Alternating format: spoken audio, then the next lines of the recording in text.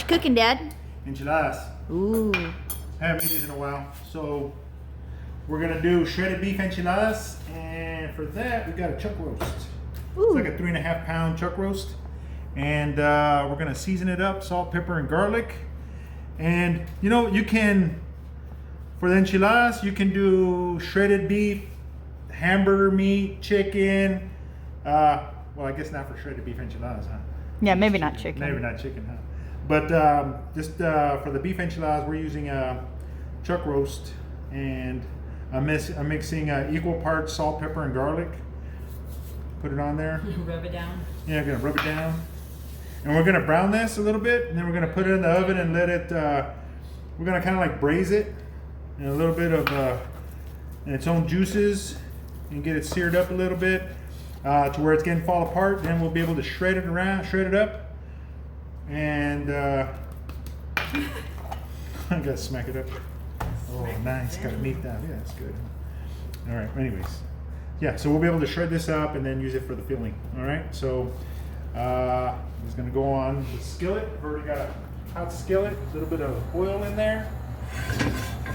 Oh, this is hot. I'm burning my hands. Let's put on the brief one. All right. So. You don't have to do it this way. This is just the way that I kind of like doing it. Just put a little bit of sear on it, and Because it's Sunday.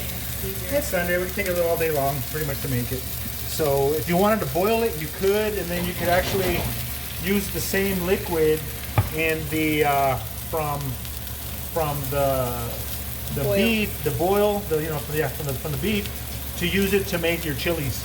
Okay, so we're gonna be doing that in just a little bit. How about a crock pot? But for right now, yeah, you can leave it in a crock pot. You can leave it in this, and just leave it on the stove, and you just continually feed it water, and then it'll kind of soften up and burn up.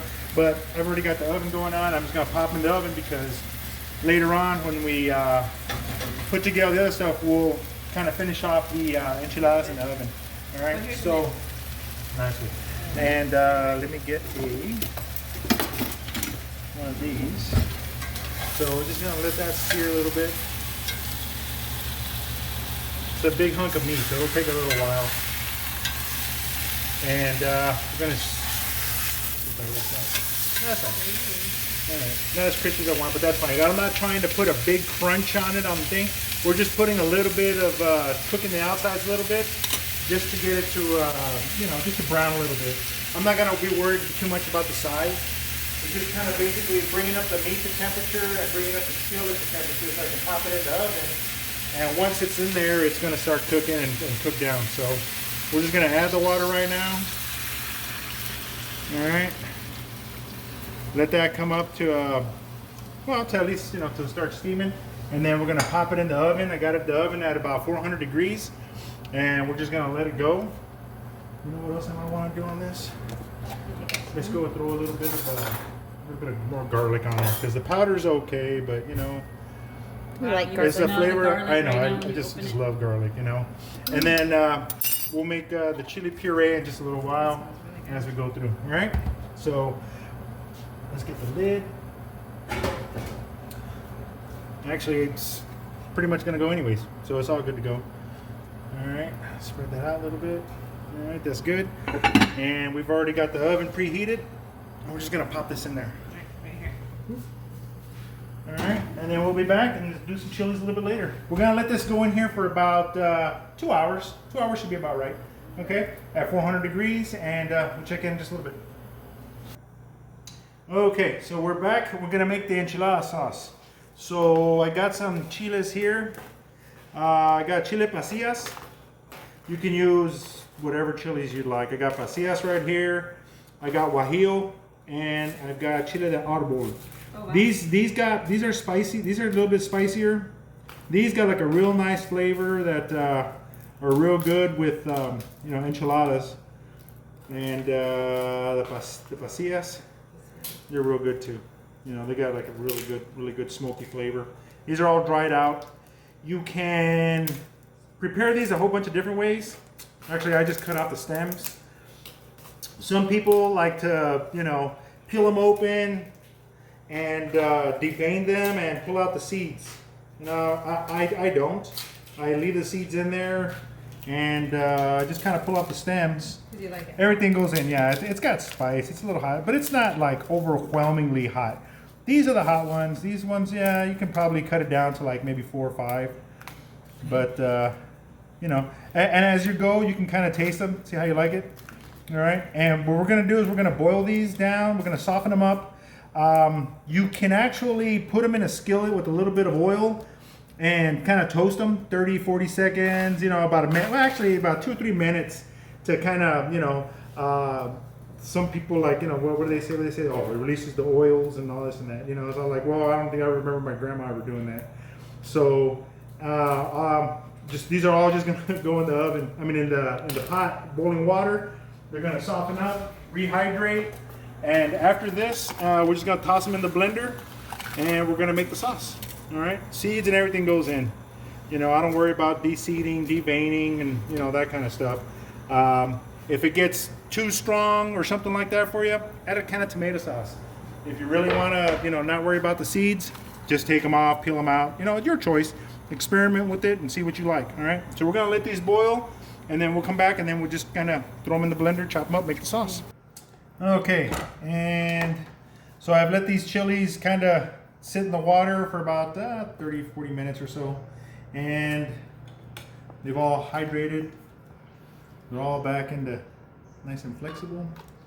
We're gonna put them in the blender, make the sauce. All right, so let's get some of this right here. Thank you, baby. You're welcome. Is it glass? Yeah, What it's happened glass, last I know. time with the Plastic. Or was it with The plastic? No, it was this one right here. It was just. So let's puree that.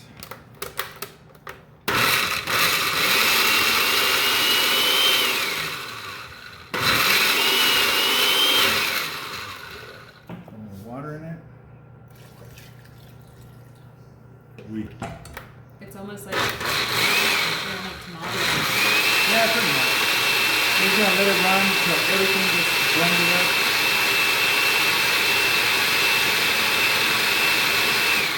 Add a little bit more water.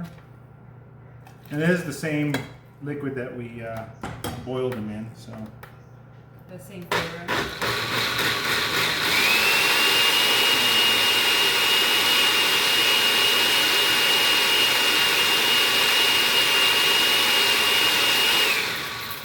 That's that. Let me get the strainer.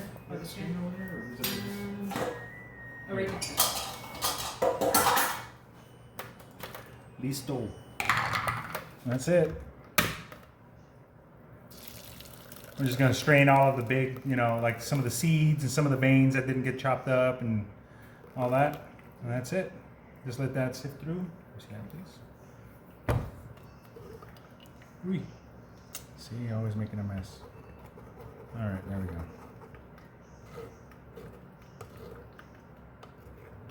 That's all right. We get a little bit in there. It's fine. All right. So what we're gonna do is just gonna let this go through, kind of thin it out a little bit, and we'll come back and then we'll start doing the tortillas. Well, we'll check on the meat. So we're gonna let this kind of strain through. Let's take a look at the meat actually. All right. So. There we are. Looks like it's still going, and not quite. It's getting there. All right, so I think we still got a couple more, I think about 30, 40 more minutes on it, and it should be about ready to use to start shredding up. All right, so we'll be back in just a little bit. Okay, so now it's been about 2 hours and 40 minutes, and we should be ready. All right, let's get it over here. I have the sauce right there separating. Ooh.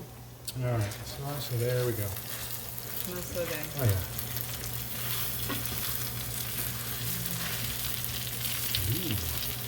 Falling Okay, apart. yeah. Let me just get the. Let me put it over here and chunk it up. I'll go ahead and yeah. See, it's already falling apart. It's more like a salad now, huh? Where's that fork?